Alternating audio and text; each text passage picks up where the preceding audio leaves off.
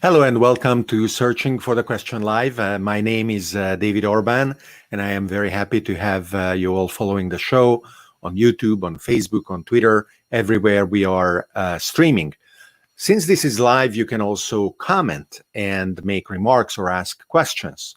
And if what you say is relevant, as I am sure it is going to be, I will be able to pull it in, and me and my guest are going to be able to comment on it and answer your questions. Today's topic is very important. It is potentially one of the most important things we have to get right over the course of the next few years. Human civilization has achieved amazing results. 10,000 years ago, a lot of people wouldn't have thought that what we can do today could be possible. They would have very rationally concluded that we are wizards and mages and witches or demigods.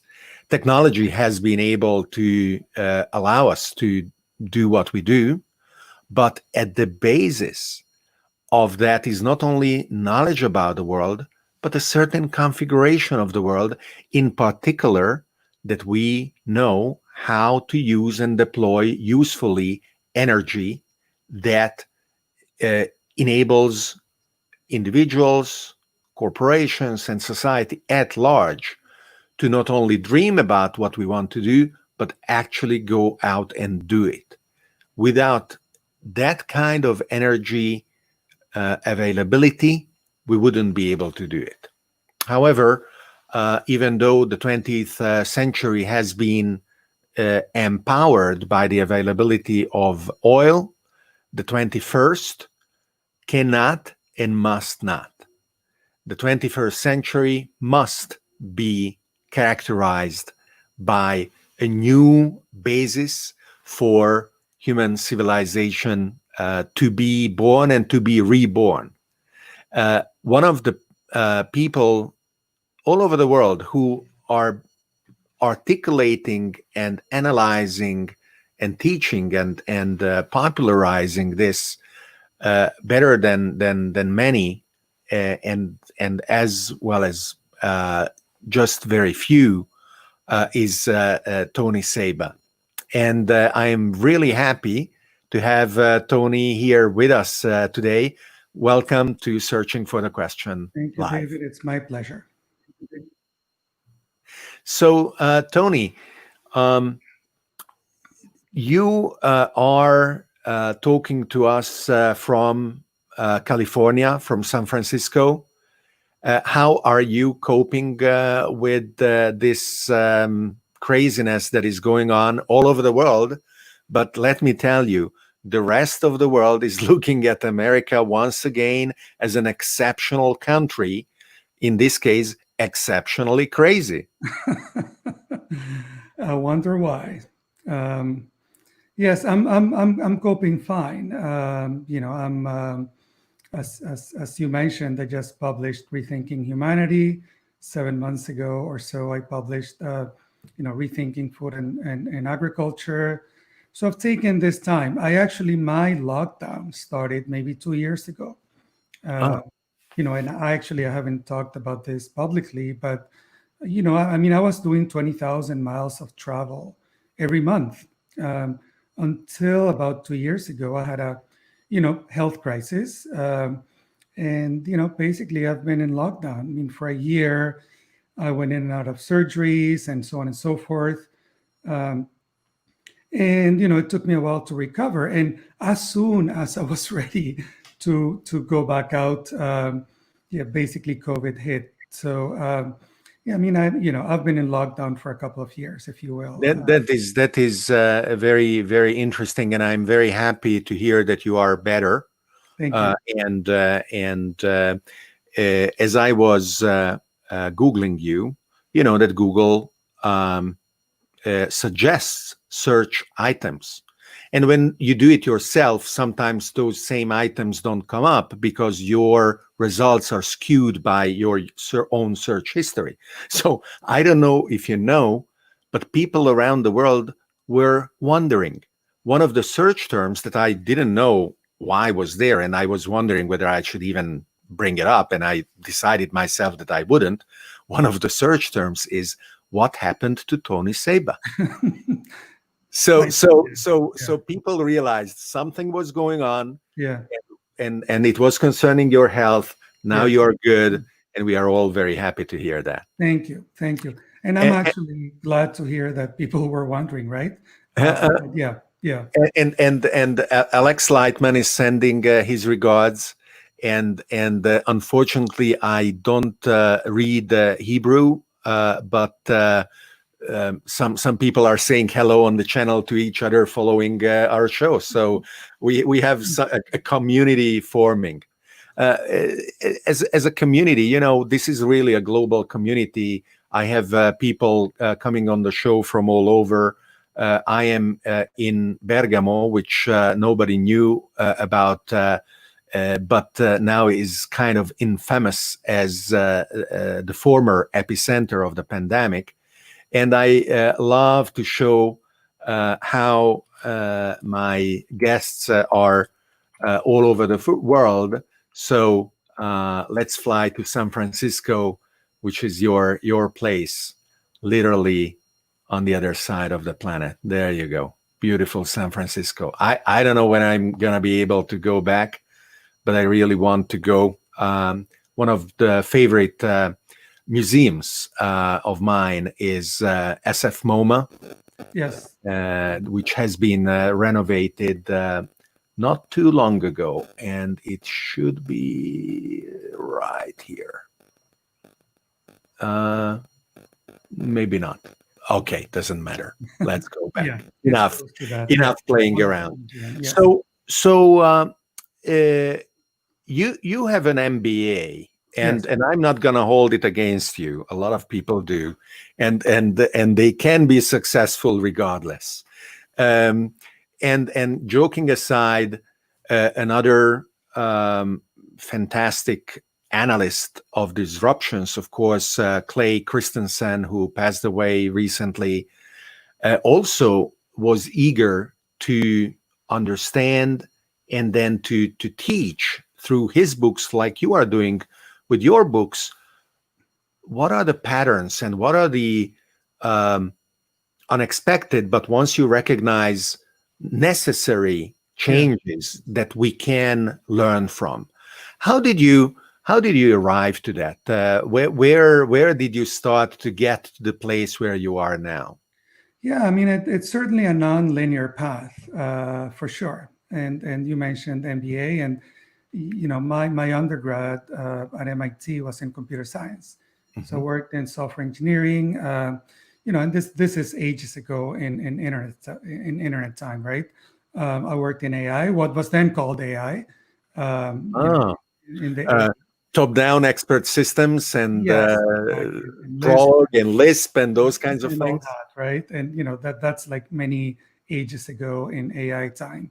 Um, and working as a software engineer, of course, you have a certain view of the world, and then hardware and so on. And yeah, I did. I lived in Boston at the time, um, and then I moved here to the Bay Area to go to Stanford for my MBA. And while in business school, I started working. Now we're talking about 1993. I started working in a then little company called Cisco Systems, um, and that's pretty early in the internet world and so on. Um, and they actually asked me to do a projection at Cisco of sales, of revenues, which at the time was hard to project. And I did a lot of digging and so on. Um, and I, essentially discovered this thing called the internet. And, we had no web really at the time, which was growing super exponentially. And the cost of communication was going down exponentially, the cost of computing and so on. So I started putting, those threads together at the time, to make a sort of accurate prediction within Cisco systems.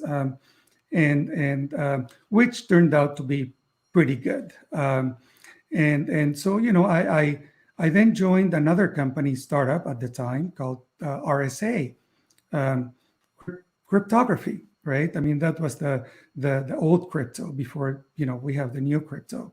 Mhm. And again, we essentially put our cryptography in the internet. It became part of the internet itself. We did a deal with a tiny company at the time called Netscape, um, which turned out to be pretty huge, and so we became the standard, right, in cryptography on the internet.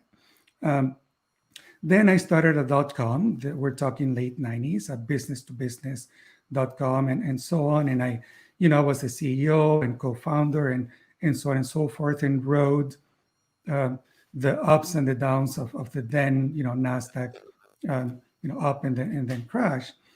After that, um, I decided that I wanted to take a couple of years off to do some of the things that basically I've been wanting to do for a while, um, such as writing a book, such as teaching, right? Such as doing social innovation and so on. Um, and I thought I would take 2 years off, and here we are, 15 years later, right? I mean, it turns out that I love to teach. I love to understand things within entrepreneurship. I mean, I love technology and so on. And one thing led to another, and I started studying technology disruption, because even at the time, technology disruption was a great conceptual model, but it did not explain all technology disruptions. Um, and and and even at the time, there was no model to understand, for instance, why the smartphone was disruptive, uh, or and so on. So I created a new framework, and that's what I wanted to do, to understand all types of technology disruption. And then I coined the idea of disruption from above, which explains Tesla, for instance, which explains EVs, which explains smartphones, and so on. Disruption from the edge, and so on. So I wanted to understand disruption and be able to predict, not just in hindsight, which is interesting, but also, can we predict disruptions, and if so, how? And essentially, that's what I've been working on for the last 10, 15 years. And it is always wonderful when someone is able to say, "Hey, I meandered a bit, but I really feel that what I'm doing now is what I love to be doing." And so, congrats for that.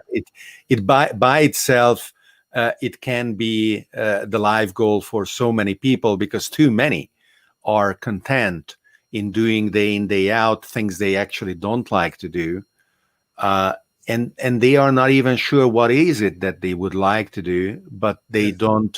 um, they don't believe that they can afford the risk of searching for that other thing. Yes. So Yes. that is wonderful. Yes, and let's come back to that, David, later when we talk about the age of freedom, right? But yeah, I mean, I'm totally in Very agreement. good. Very Yeah, good. Let's make yeah, sure that we go back to that. But yeah. first, was it for you natural to look at energy and the shift towards clean energy? Um, eh, did you realize early how fundamental that was, or how did you concentrate on that? Yeah, good question. And again, it was not linear, right? I mean, I was teaching, and I teach entrepreneurs and executives, and many of them, and it's a wonderful kind of feeling to teach things that work, right? It's not just conceptual frameworks, but entrepreneurs need things that work, right? That work today and tomorrow. Um, and I mean, it many of them come back to me and ask for help, whether it's guidance or connecting them with investors and so on. So there was this entrepreneur who said, I started a solar company. Um, can you review my business plan? I need help, right? And this is probably 12 years ago. Um, and He one was thing. in he was in for a long slog. Yes, yes. And he said, look, I think I found a way to cut the cost of solar by 40%. And I thought to myself, if all I do in life is cut the cost of solar by 40%, that will have an incredibly huge impact for humanity. So I did help him. Um, and the end result of that was that I wrote, was for me a learning experience, not just, which is what I find fascinating in this process, that teaching is also about learning. It's mostly about learning, actually, and about exploration and discovery. So the end result of that was a book called Solar Trillions, which I wrote 10 years ago. That was my exploration into energy, and into the future of energy, and so So, on. so, so does that mean that now we are talking about solar quadrillions? Probably, but at the time, I mean, this is just 10 years ago, but the idea. Trillions was a big number then, right? Yeah, I mean, even in the industry, especially in the industry, in the solar industry, folks were saying, like, what are you smoking, right? I mean, this is not $1 trillion industry, not anytime soon. And I said things like, when I do the cost curve of solar, um, solar is going to be at 3.5 cents by 2020. And that idea was insane at the time. We're only talking 10 years ago, Yeah. right? But so your question was, was it, inevitable that I would do this? Not at all. I mean, it started as me helping somebody, lending a hand, and actually, I was the one who, in the end, benefited the most from that relationship. I mean, I did help them, but basically, it got me in this path toward energy. Yeah, and the best teachers are able to do what you did in terms of turning a potential weakness into strength, Yes, to admit that they don't know everything, even if they are in a position of authority, uh, yes, and to say, hey, wow, this is really stimulating. Why don't I come back to you with yes, more? And then the process just keeps benefiting everybody, exactly. as you said. Yeah, yeah, Now, let's frame a little bit the world economy around energy, right? yes, yes, Because a lot of people think about filling their car at the gas pump and buying heating oil for winter, paying the electricity bill, but they kind of stop there. They don't realize that by definition, 100% of everything we do depends on the availability and reliability and density of the energy sources we use. yeah. So all this exploration of 10,000 years of humanity, disruptions at all level, and so on, essentially lead me to the idea that, which is not controversial. The universe is, energy, matter, and information. I mean, that is the core of what the universe is. Um, and it's interesting that you talk about energy, because when we looked back for rethinking humanity, um, at the the sectors, what I call the five foundational sectors that have enabled civilizations uh, to essentially disrupt the existing civilizations, and also rise, elevate to a higher order, to a more complex society. Um, Essentially, the five foundational sectors um, were or are energy, transportation, which also has an energy component, information, food, and materials. Now, these are not isolated, right? I mean, the more you get the better information you have, the more you can design, food systems and, better energy systems and so on. But every 10x in these five foundational sectors um, has led to a disruption in existing civilizations, both to collapse and to breakthrough. So to break through, you need energy, absolutely. You also need transportation, information, food, and materials, all of which enable one another. I am, by the way, leafing through your latest book that people can buy on Amazon, Yes. and they should, because that helps your work and everything you do. But at the same time, while they are waiting for the Dead Tree version to arrive, they can also download it from your website, because you made it very generously available. And the content of the book is really stimulating and thought provoking.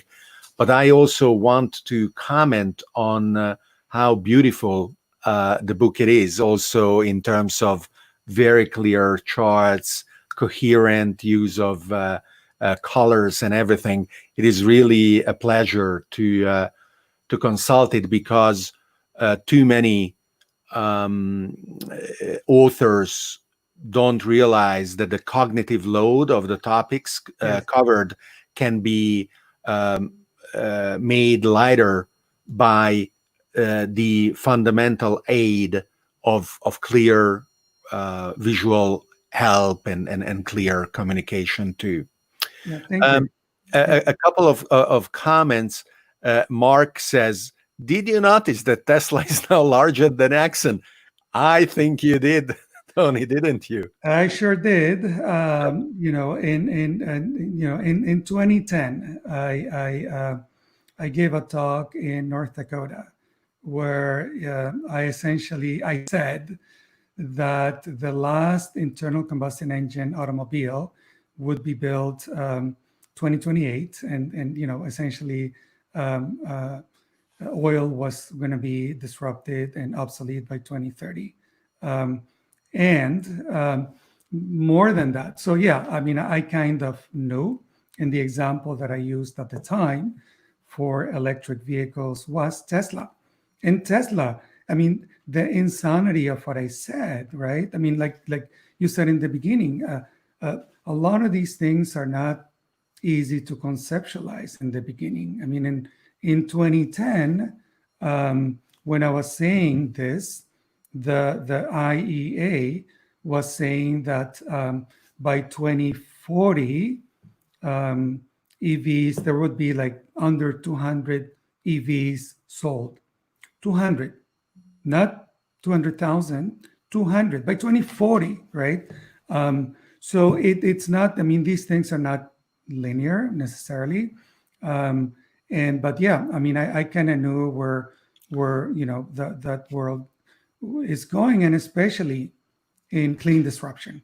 Where, Um, yeah, Ray Kurzweil is another friend and an analyst and practitioner of exponential trends, and he's famous for showing how the big disruptions in the world that the 20th century experienced didn't derail the progress of, for example, which is one of the areas where he concentrates, the compounding power of computation. That it didn't matter World War I, World War II, whatever was going on, the trend of computation would keep going. And that is heartening. And that teaches you humbleness, because as smart as you are, there are a lot of other people who are as smart or smarter than you, and you realize that you have to really hook up with all of them. And when you do, then really things can go ahead, and everybody is exhilarated by that feeling that change is happening. Uh, in your opinion, if there was a universal disbelief in the success and the ability to succeed of electric vehicles, Yes.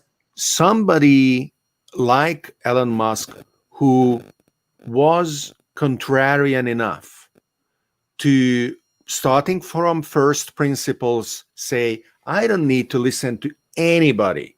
Yeah. I will just keep going and do what I think can work. And then 10 years later and 12 years later, uh, be the largest car company in the world by market cap. Yeah. If he had an accident before starting Tesla, would we potentially be in a world where electric vehicles become successful, but 5 or 10 years later than we see it? Or it would still have happened in the same rhythm and in the same kind of yearly projections that you already were doing 10 years ago? Yeah, that's a great question, right? I mean, how are do we human beings, how much power and choice do we have over the existing system? Um, my findings are that disruption at both a sector level, product level, and civilizational level um, pretty much have the same kind of patterns. The patterns of change in human built systems, cities, civilizations, societies, um, sectors, and so on, are pretty consistent throughout the last 10,000 years of history. And they're kind of fractal too, that the same patterns of change that apply down at a product level also apply at a sector and a societal and so on. And so what are those patterns? Essentially we have, and I'll start with transportation, for instance.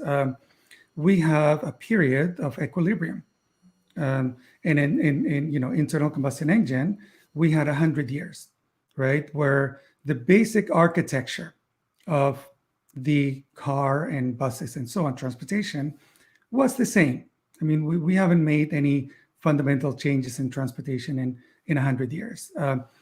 Then there is, you have to look at the constant capabilities of not just one, but many technologies. And what enables disruptions, the 10x disruptions, essentially is a convergence of technologies. And what enabled the internal combustion engine automobile in the early 1900s was a similar conversion that made it happen. Steel got a lot cheaper. Gasoline got a lot cheaper. Rubber got a lot cheaper and more accessible. So whereas we talk about Ford and the Ford Model T, all the factors that enabled that convergence were there. Somebody was going to make it happen, right? And so every time when there is that convergence, this is what happens. A whole new possibility space opens up, both on the up and the down. Yeah, one of the reasons I made the question is Yeah. because when we talk about clean energy, Yes. certainly we are not only talking about how nicer electric cars are, how better certain business models around self-driving Yeah. electric car fleets are going to be, but we are also talking about climate change, abating and eliminating the CO2 emissions that are disrupting climate. Yeah. And it is there where I wonder if a 10, 20, or 30-year delay Yeah. can make a huge difference. If Yeah.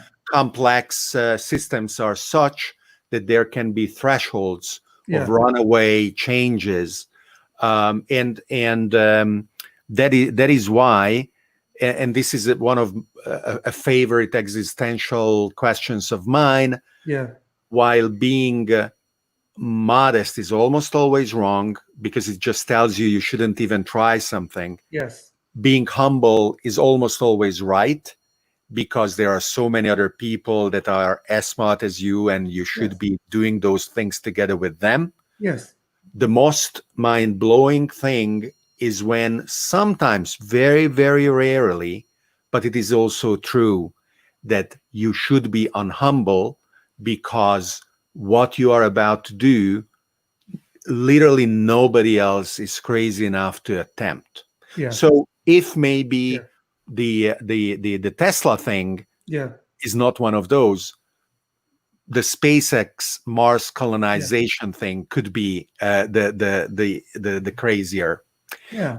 Let's take a few more questions. Yeah. There are many, and I want to take as many of them as possible, and I try to cluster them so that they fall into some of the themes that we are going to shortly touch upon as well. Mm-hmm. So let's look at Tego here, who first of all says that he's happy to see that you are better, and then he's asking about hydrogen and whether hydrogen is going to play a role that many investors believe. And obviously, hydrogen is a wonderful element, except in hydrogen bombs. Okay. But hydrogen is not an energy source, really. We look at hydrogen as an alternative storage system, um, and I don't think it is very convenient as a storage system. It is a Right. big hassle Yeah. to have hydrogen around. Yeah. So, what is your current Yeah. look on it? I agree. I mean, when I wrote Clean Disruption, I looked at hydrogen to see if hydrogen was disruptive, if it was going to go anywhere and so on. And my conclusion was that no. I mean, essentially, hydrogen, yes, it's a source of, basically, it's storage, right? And so the question is, can hydrogen compete with batteries, especially lithium-ion batteries and what's coming, right? And the answer was no. Hydrogen is a classic one-to-one substitution of, basically folks are saying of natural gas for hydrogen, of gasoline for hydrogen. It's not really a disruption. I mean, it's more political than anything. But if you look at purely at the economics, it doesn't make any sense. If you look at the environmental aspects, it also doesn't make any sense, because 95% of hydrogen comes from natural gas. But even if it came from water, the water utilization, the resource utilization is just insane. I mean, from a water perspective, basically it would be preferable to use gasoline than to use hydrogen. And then you have to build this $1 trillion infrastructure, right? Which again, who's going to pay for it? And so no. And certainly, people wouldn't think that hydrogen could completely eliminate or replace battery electric vehicles. So we would have to build two infrastructures. One is what is already being built, the charger network, Yes. whether Tesla's or anybody else's. Yeah. But at the same time, if we think that hydrogen powered vehicles are also going to be widespread, Yeah. then that would be on top of the first. So Yeah. So the hydrogen infrastructure, think of it as more of the natural gas infrastructure. yeah, Right. You need big refineries, you need pipelines, you need gas stations, and so on. So it's a brand new infrastructure, right, at all levels. Whereas the electricity network, we have an electricity network. We're going to improve it, but we already have an electricity network, right? The charging station, you just need to plug into the existing network. So if you will, it's a marginal investment in the the existing network, as opposed to a brand new basically network. And for all those reasons, I mean, I look at things from purely economic reasons, and for purely economic reasons, it's gonna make no sense. And you're gonna have the hype, and you're gonna have all of that, but you ask me if in 10 years we're gonna have a mainstream hydrogen infrastructure. My answer is an unqualified no. Perfect. Yeah. Now let's go back to Rethink Humanity, Yes. And the book and report that you created, Rethinking Humanity, rethinking the entire civilization. It's a big deal, and the point is, it doesn't matter if Tony Seba says it. It's not that it will happen or not happen because Tony Seba says it. It is happening. So Yes.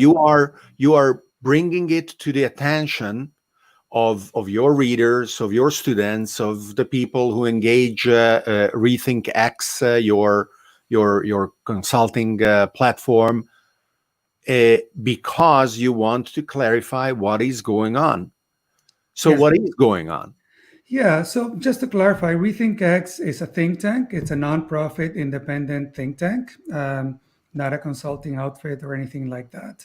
What we're doing is for humanity. I mean, it's not for profit at all.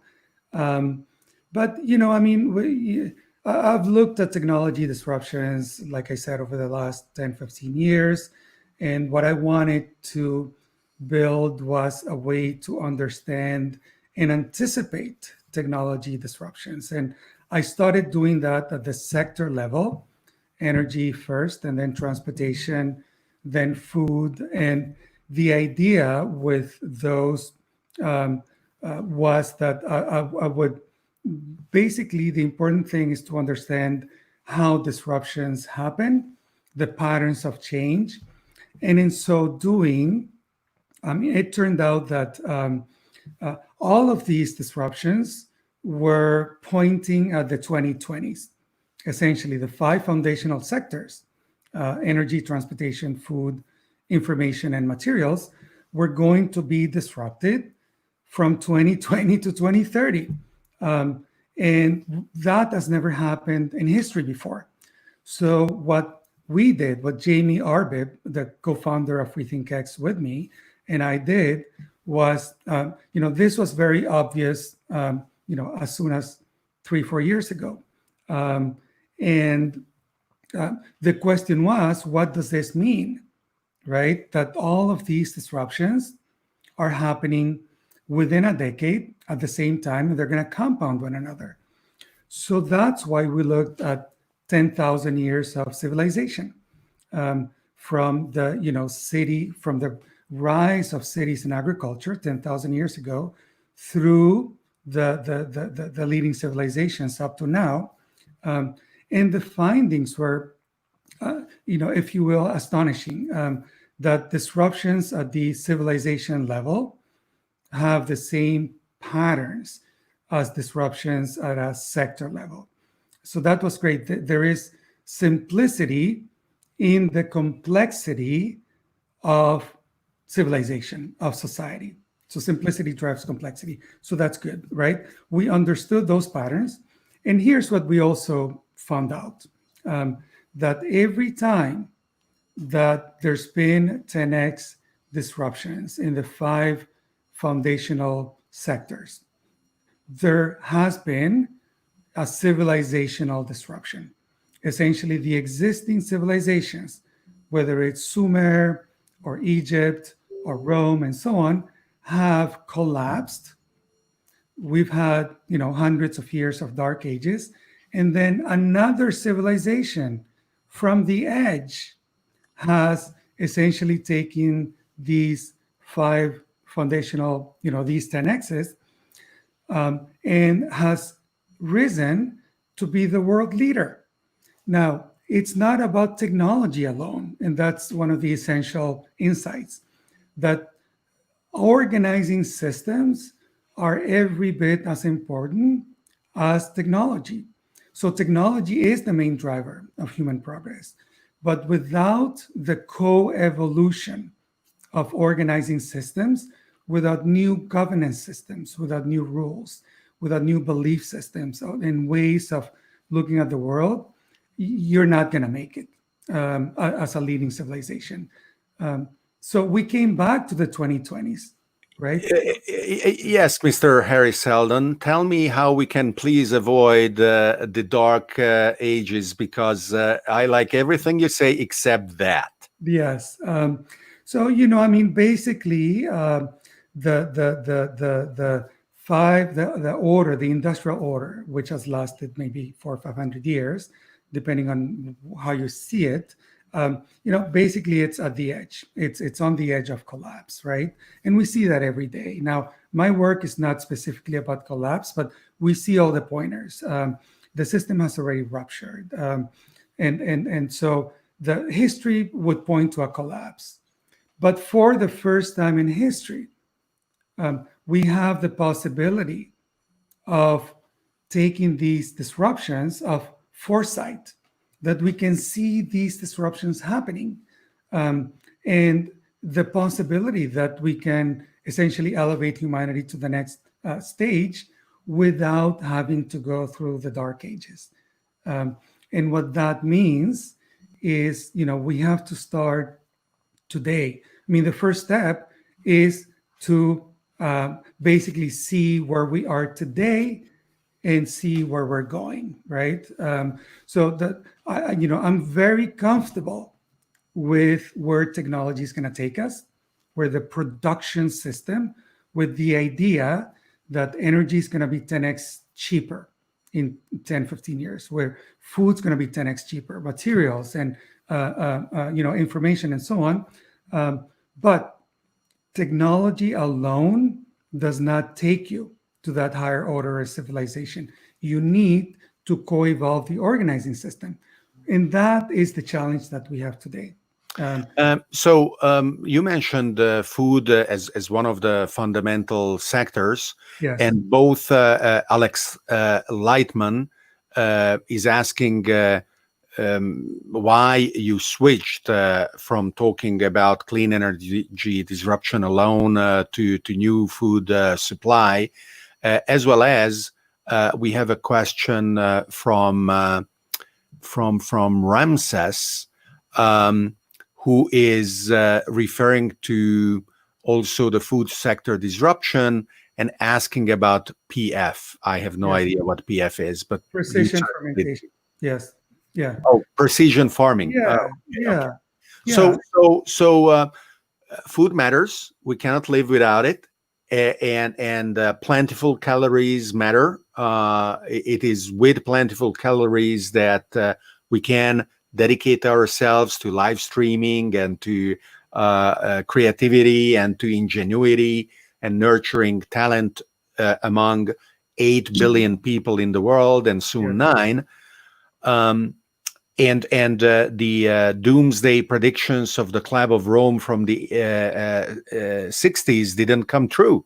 They said that when they published the Club of Rome report, and I was lucky enough to meet one of the authors, was that by the 80s we would have worldwide famine causing billions of people dying, and the so-called Green Revolution stopped that from happening. So what is going to happen with food over the course of the next 10 years? Yeah, so there's going to be a dramatic shift. Basically, we call this the second domestication of plants and animals. So over the last 10,000 years, essentially, our food system has been based on, a handful of crops and a handful of livestock, cows and pigs and chicken and so on. And essentially, the last 10,000 years have been about getting more from agricultural land, getting more yield from animals and so on. And we're at the limit of that system.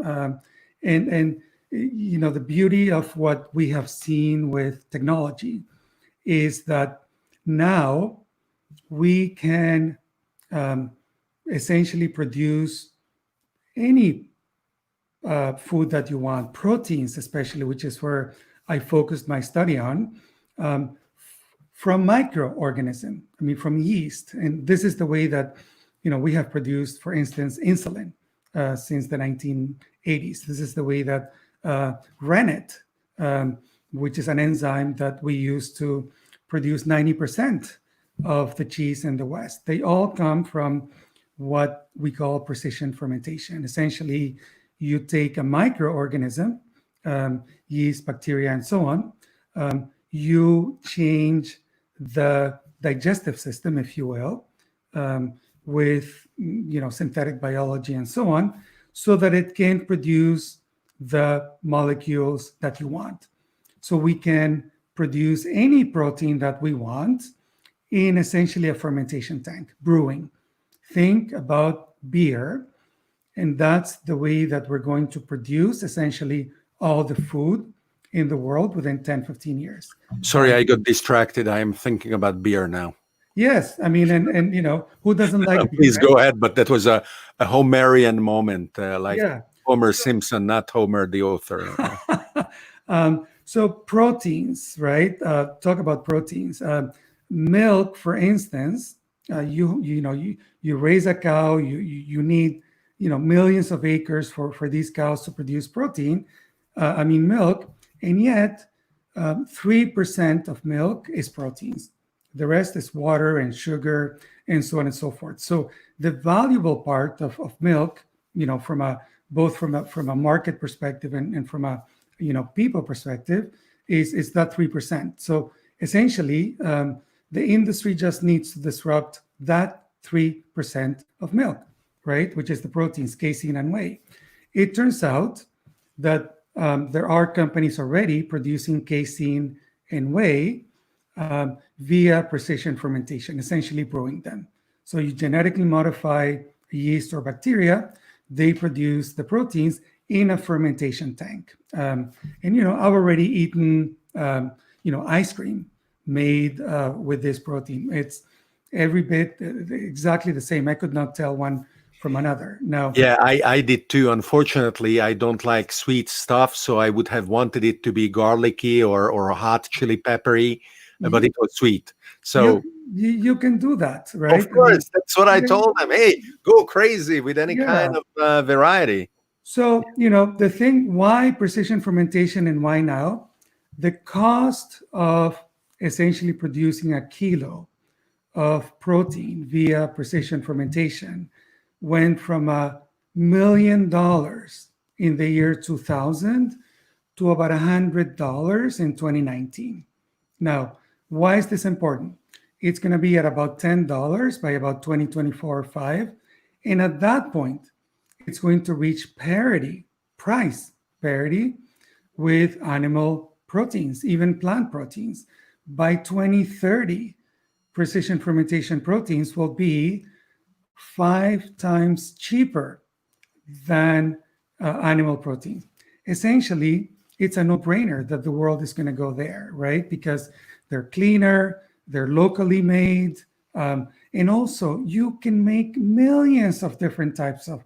You don't, it's not just casein and whey. It's human milk. It's any of millions or billions of proteins in nature. And the key really is that once it is cheaper, the economic pressure will be unstoppable because people want to make a profit and they can sell profitably a larger variety of healthier products and more cheaply than not the traditional alternatives that are destroying the environment. Exactly. Yeah, and that is going to happen, as you said, for purely economic reasons. And the side effect will be that we're going to have 25% of the landmass of the United States is going to open up, right? That is used now for cow agriculture and so on.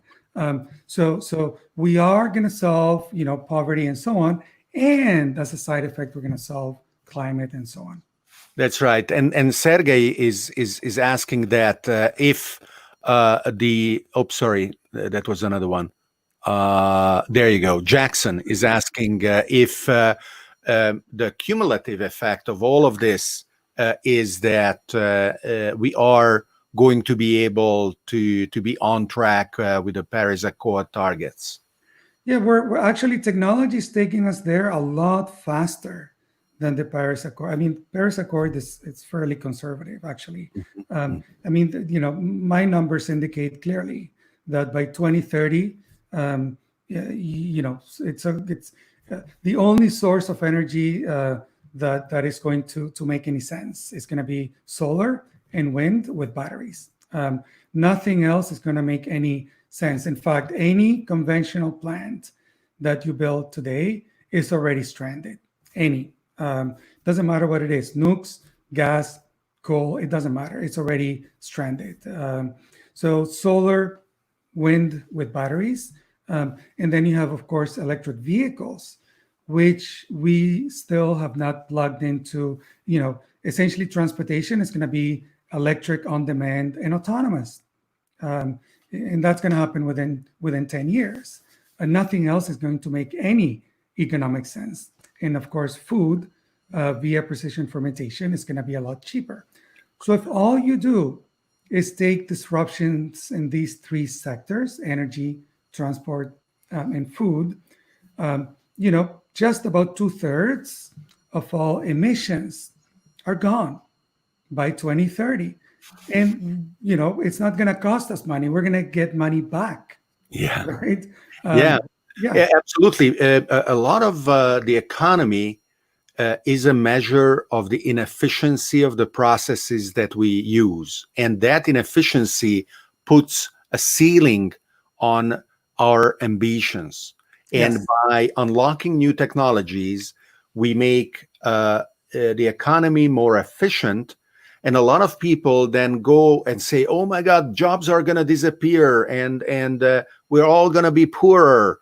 No, exactly, because you eliminate that ceiling that kept the economy pressed down, and there is no upper limit to human ingenuity and ambition.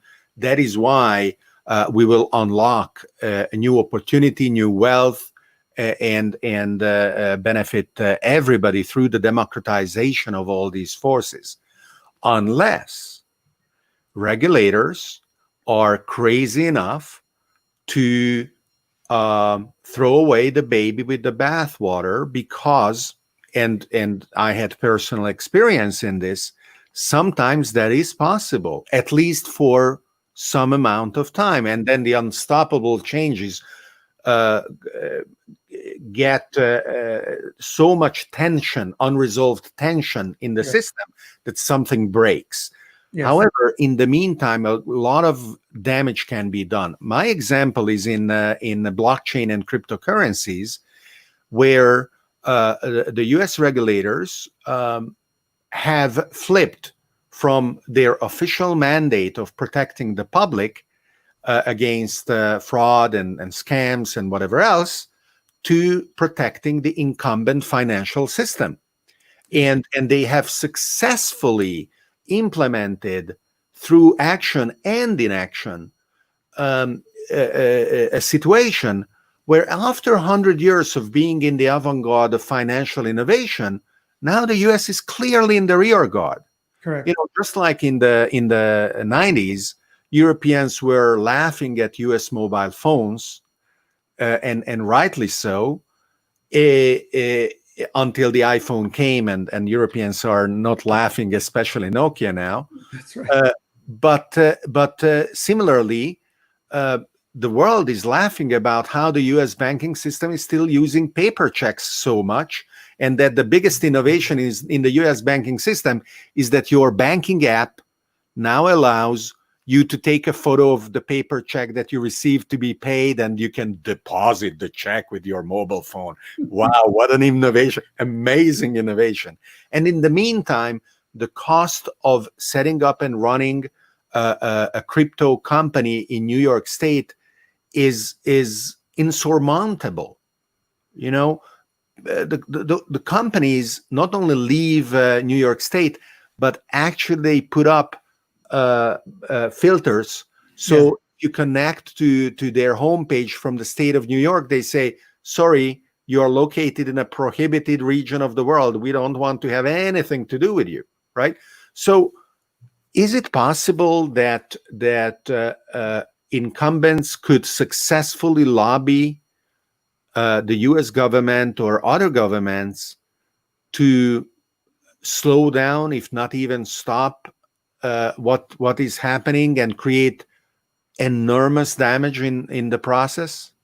So that they can certainly slow it down or even stop it in the US, but not worldwide. I mean, all of these technologies that are going to converge in the 20s are global. You know, electric vehicles, batteries, solar, blockchain, they're all global technologies. And so someone somewhere is going to put all of this together, and they're the ones, you know, if history is any indication, they're the ones who are going to emerge as the next civilizational leader.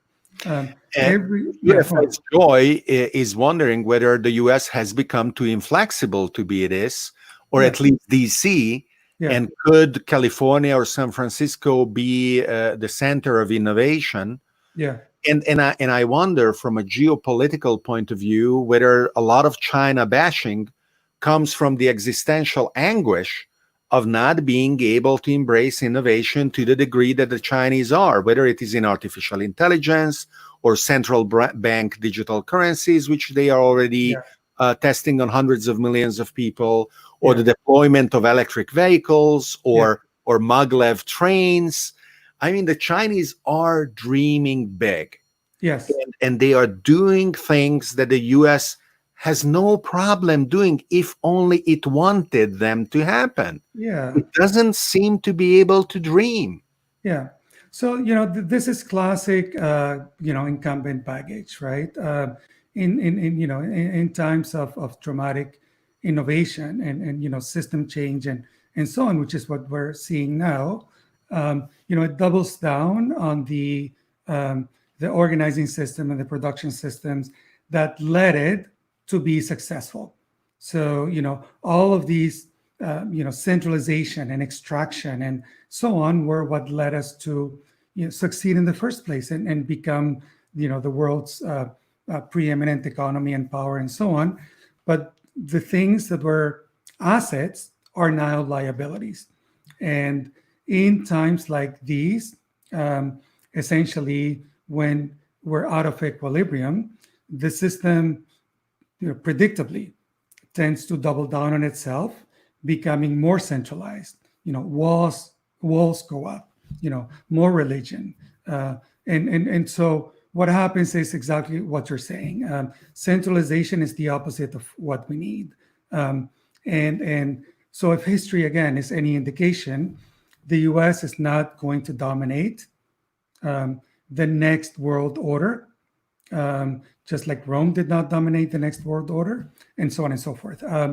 And somebody from the edge, or by the way, and this may not be intuitively obvious, it may not be even China, right? Because I mean, China, in terms of production system, electric vehicles, solar, batteries, wind, and so on, are the world's leader in terms of production system. But to emerge as the next world leader, the next civilizational leader, you need to co-evolve your organizing system. So it's not going to be just you know, electric vehicles and solar and blockchain and so on. You need to have a new way to organize society. I mean, that's what Europe did in the, you know, 15, 1600s. That's what America did, you know, in the late 1800s and so on, which is why Europe emerged, which is why America emerged. But for the next one to emerge, we need a new organizing system. And do you think that the nation state is still the optimal unit in order for that to happen?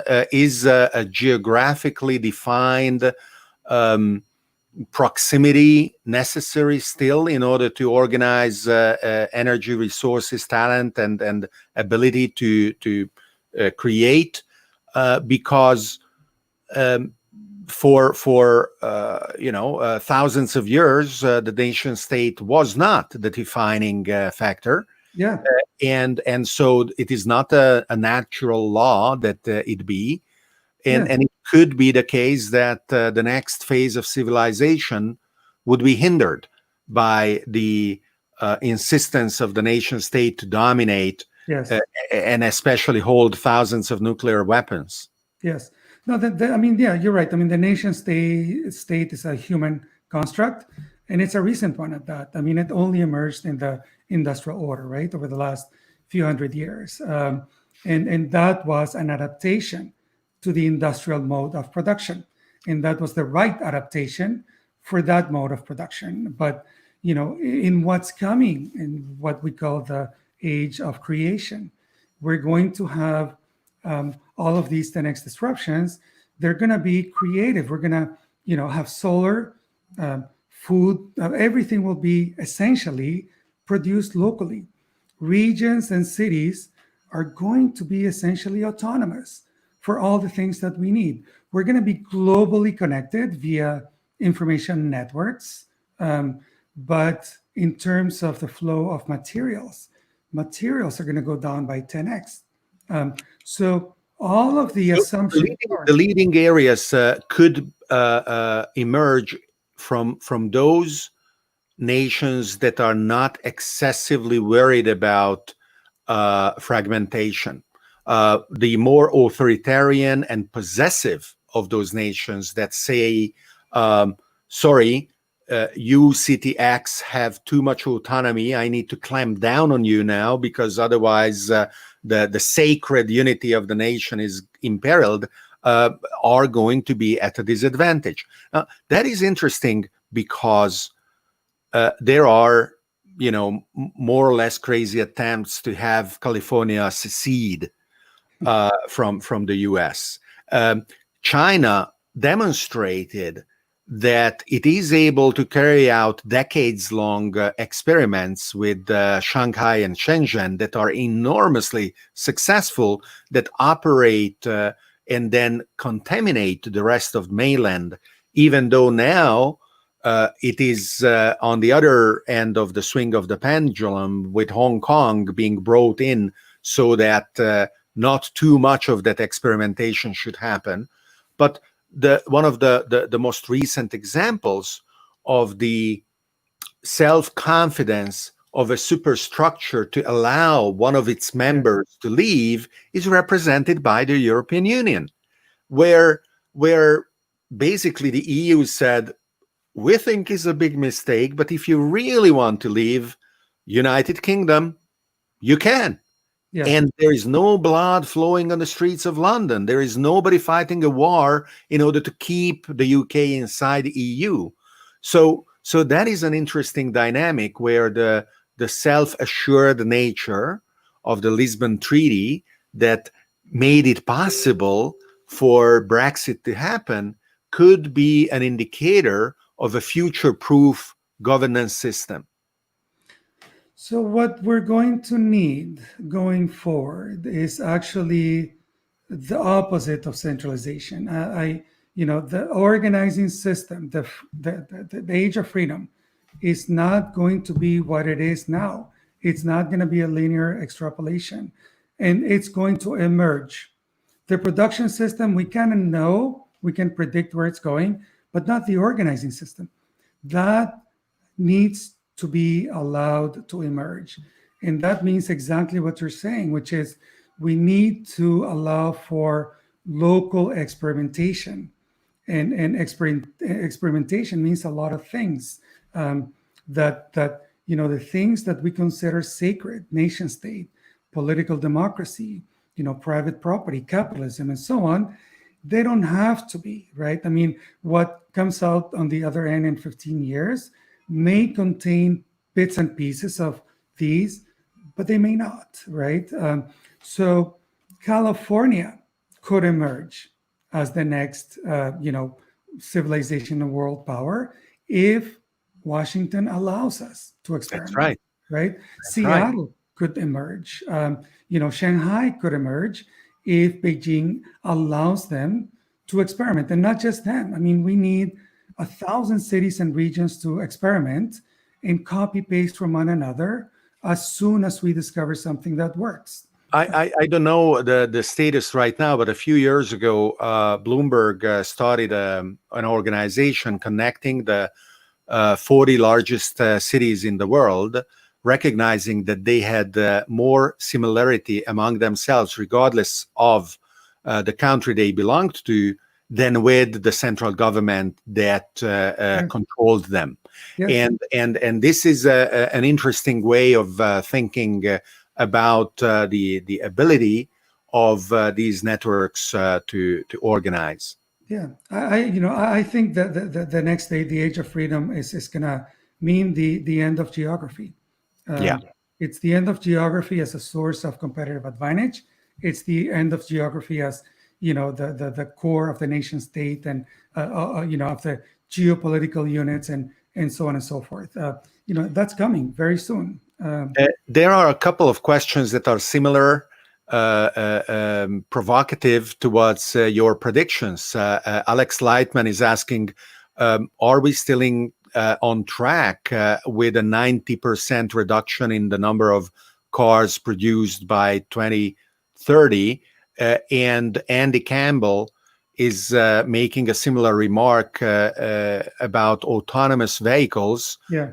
If you are really on track with your predictions, or maybe you are wrong. Yeah. So several questions there, right? And it's interesting that a lot of folks consider, Twitter or mainstream media and so on as a leading indicator of where technology, of real technology progress, right? You need to look at the actual technology. How quickly is that improving? And if you look at data from Tesla, Tesla electric vehicles, when they're on autopilot, are already 6 to 9 times safer than human drivers already. Now, it doesn't mean that they're 6 to 9 times safer in all conditions, right? But they are already. Now, I predicted this, right? I said that by 2020, there would be 5 times safer, right? A Tesla with autopilot. So, essentially, look at the progress, how quickly those technologies are evolving or actually accelerating.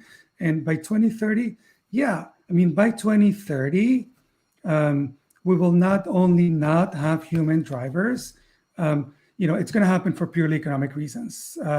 Essentially, the cost of insurance is going to be so high for human drivers that's going to be prohibitive. And every 10x, again, has enabled a disruption. So the disruption in electric vehicles, and this is one of the brilliant things about, Elon Musk, right, is that he understood that these are computers on wheels. That, it's not just, the improvement in batteries, although that's important, but it's the fact that it's the convergence, the disruption of on-demand, autonomous, and electric, right? The three of them. And that's why they have invested so much in autonomous driving and so on. But yeah, I think that at this point, even General Motors is saying that by all means, within the next 5 years, we're going to have autonomous technology. And, whether it happens in level 4 in 2022 or 5 is pretty irrelevant in terms of 2030. It means that the adoption curve is going to be steeper because, the cost is going to be 10x cheaper for this type of transportation. Yeah, So one of the examples that I love to give is a little echo developed right now. Let's hope it goes away. Yeah, it did. Cool. Software is to say, whatever this is, there is no means for this to be economically transported at any distance today. Well, no, I can bring it to my wife the next room. I can do that. But if I want to bring it to the other side of the city, this must be a legal contract that needs a wet signature, that is the only reason I would pay $30 for a courier to bring it to the other side of the city. Right. But with a purposefully designed autonomous electric transportation vehicle, this could be a piece of garbage that, rather than being thrown away, is lovingly collected and recognized by robotic soldiers that attribute it to um, value, to the point that my house supports itself financially through the garbage that it generates, including the fact that gold already is more plentiful in our devices than not in the mines that we are still using in order to get it. And so there are really incredible new business models that will emerge Yes. from the fact that a self-driving electric car, Yeah. just like the horseless carriages, Yes. free themselves from the design constraint of the horse, Yes. self-driving electric car frees itself from the design constraint of having to contain a human body. Correct. So Yeah. complete new design universes are becoming available as a consequence. Absolutely. All the possibility space is going to be, I mean, huge, right? And it's not just one thing. I mean, in the mainstream narrative, you still see the, one-to-one substitution. I mean, individual owners are going to buy a new EV, right? And everything else is going to be equal. But, Yeah. systems change don't happen like that. I mean, we didn't go from horse to car and nothing else changed, right? Everything changed. Cities changed, society changed, thinking changed, everything changed, right? And that's the same thing that's going to happen in the disruption of transportation and food and And energy and so on. and these are all exponential. Yes. I was part of the group that designed the Singularity University 12 years ago, where we are knee deep in exponentials. Yes. But when you compound exponentials, you obtain a super exponential, Yes. and I call them jolting technologies. The jolt is the first derivative of acceleration. And when we look at how a rocket takes off that consumes the fuel propelling it, and with the engine at full throttle, it is able to increase its acceleration. That is already what is happening in many sectors. Stanford University published data then further analyzed by OpenAI that says, hey, Moore's law was applying to AI compute up to 2012, but rather than doubling every 2 years, since then we are seeing a doubling of every 3 months. Yeah. Instead of having a 30-fold increase in the power of AI from 2012, we achieved a 300,000-fold increase in the power of AI. Yes. Now, I object to that analysis in the sense that it is too is not aggressive enough. We are not talking about two eras. We are talking about the increasing rate of acceleration. We are talking about the jolting in the compute usage of AI. Yes. And the reason why that is important is because it leads you to understand that there will be a further increase in the acceleration, and that will come through specialized AI chips, and it will come in mind-boggling terms via quantum computers applied to AI problem sets, and so on and so forth. Yeah. So this is a paradigm that I am now promoting through various ways. I have a seminar series as well on it, and publish videos on YouTube, and Yeah.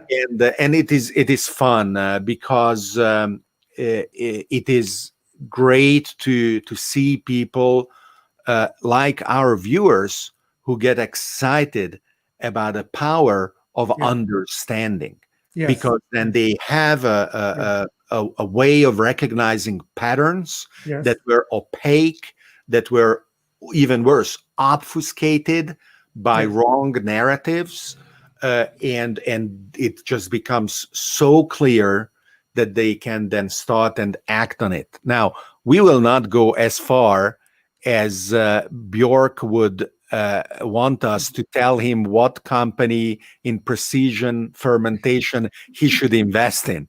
That Yeah. is going too far. We are not a stock picking Right. show. Yeah. We're not So investment advisors, right? that's right. Yeah. He will have to do his own research and Yeah. make his own decisions, but the opportunities are plentiful. So, Uh, but let me. I'm sorry to interrupt, David, because rather than think companies, which is a more of a short-term thing, if you think about the wave, right, about the sector and so on, um, you can instead of gambling every day in the stock market, which a lot of people do and whatever, sectors give you the ability to do that. I mean, example, 15 years ago when I wrote a book called Winners Take All, I published a portfolio, and that was about the information disruption, right? You know, Google, and this is 2006. Google um, um, and Facebook and Apple and so on, and Cisco and so on. And if you look at that stock, I mean, I just left it, right? I mean, all I wanted was a way to track whether what I said made any sense going forward, because I wanted the ability to predict. Um, and that stock is up 2,500%, right? Which is 10 times better than the market, right? So if you can figure out at least a sector, where the sector is going, direction, magnitude, speed of change, that's a big thing, right? And going forward, it can help you with that. But yeah, we don't give investment advice. So, Seb de Bjork, I think this is a great provocation. You should do the research and then publish a table of precision fermentation companies that could constitute a portfolio, where it doesn't matter if one of them doesn't succeed, the others will. And then in 10 years' time, we can look at it and see that you were right.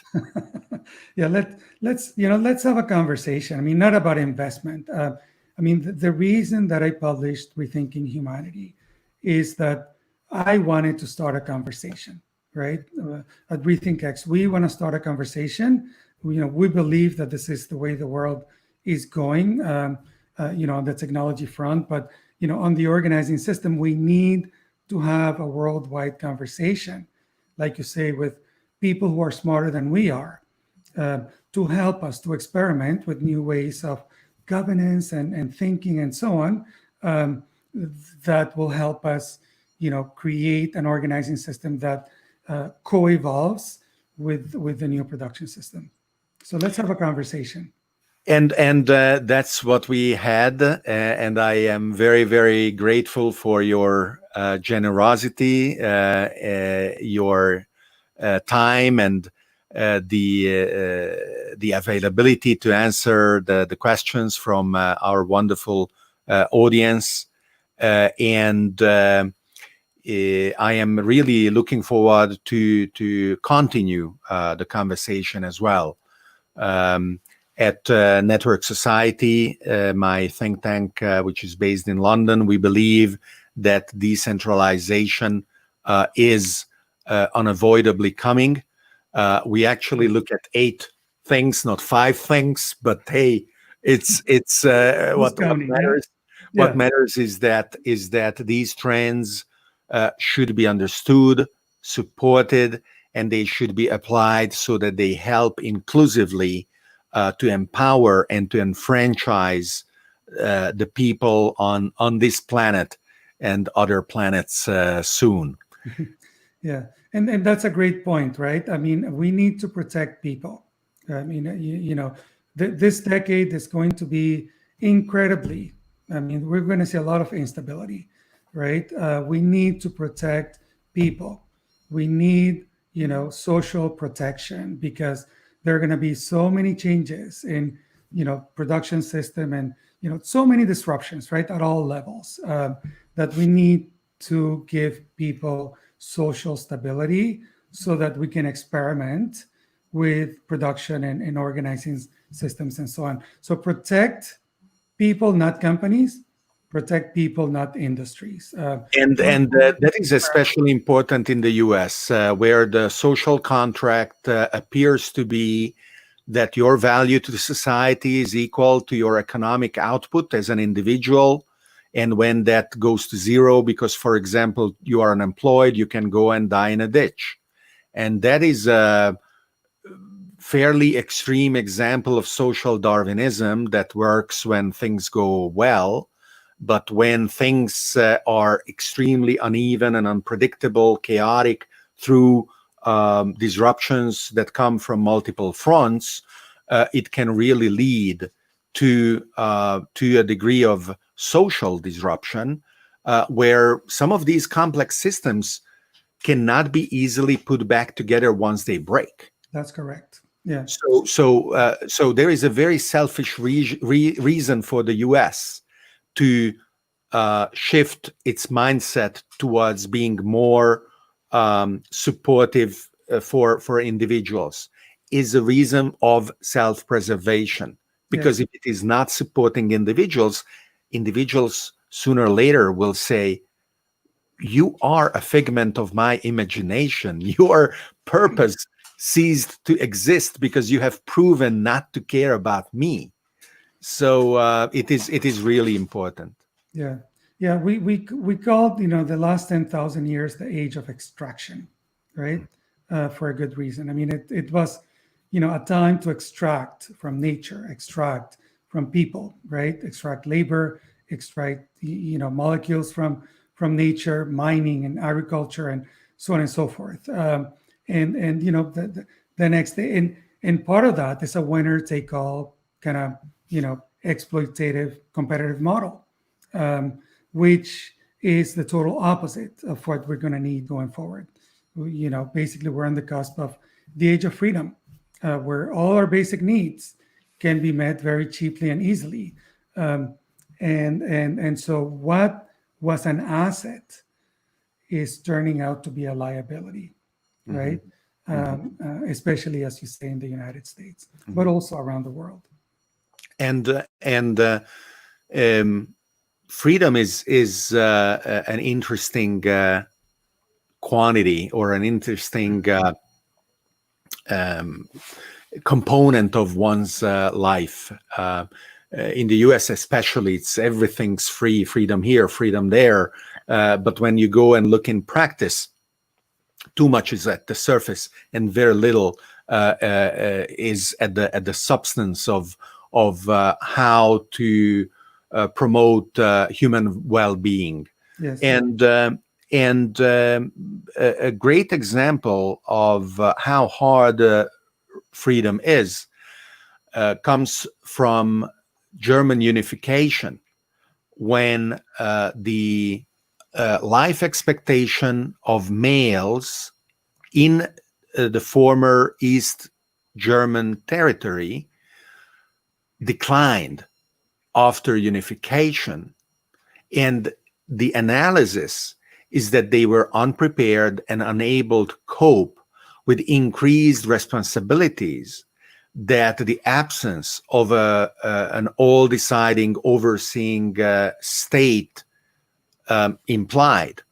Their lives were completely defined before, and after, everything was in their own hands, but they were not ready to take advantage of that. And alcoholism, depression, and suicide, and all kinds of social ills were statistically provably shortening the lives of many people. So the change in mentality on the side of individuals is going to be as important as before. There are many sectors. The school system, for example, today is almost everywhere in the world is oriented towards the 19th century paradigm of producing obedient workers in the farming sector, as demonstrated by the summer recess, when all the students have to go and cut the wheat and get the corn ready for winter. Yes. And that is not what we should show young people what their life is about. Nurturing their creativity, nurturing their ability to define new, exciting goals is what school should be, and it almost never is. Yes, agreed. The idea, the industrial, model of, someone standing up there imparting, knowledge and everybody else absorbing is it works for the industrial order, but it's not working now, and it's not certainly gonna work going forward. Agreed. So I am very much looking forward to following the various conversations that Rethink X and Rethinking Humanity is going to ignite and catalyze, and I am going to try and contribute in my own ways to it. And in the meantime, I thank you very much for having been a guest on the show today. It's my pleasure, and I hope that you can be part of Rethinking Humanity 2.0. And we'll talk. Thank you, David. Thank you. So thanks very much to Tony Seba for having shared his wisdom with us. And once again, I want to really stress the point that he's extremely generous in sharing all of this. You have incredibly valuable resources on rethinkx.com. And you want to go there, download all that stuff, read it, absorb it, because it is consequential to your life, not to the life of your children or grandchildren, to your life as it is happening today and tomorrow and over the course of some very, very short years. That is going to be important for the future of humanity overall. So thank you very much for being part of Searching for the Question Live today, for your numerous questions. And I will see you in the next episode shortly.